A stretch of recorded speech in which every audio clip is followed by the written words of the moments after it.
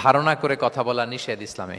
ওয়া ইন্না যান্না লা ইউগনি মিনাল হাক্কি শাইআ, আল্লাহ বলেন ধারণা কখনো সত্যের বিকল্প হতে পারে না। আপনাকে সত্যটা জেনে বলতে হবে। আমরা এরকম সমাজে অনেক করি, অনেক।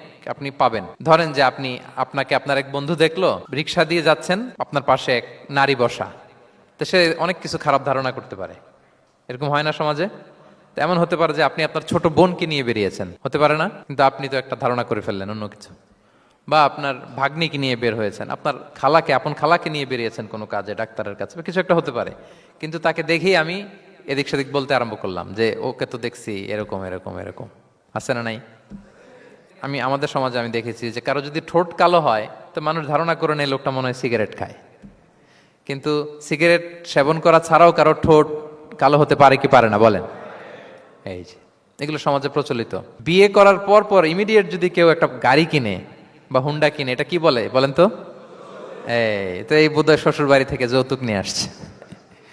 দেখছেন, এরকম ভুরি ভুরি আপনি সমাজে পাবেন। আন্দাজে ধারণার উপরে আমরা অনেক কথা বলে ফেলি, কিন্তু নিশ্চিত না হয়ে আপনি কোনো কমেন্টসে যেতে পারবেন না, এটা একেবারে নিষেধ।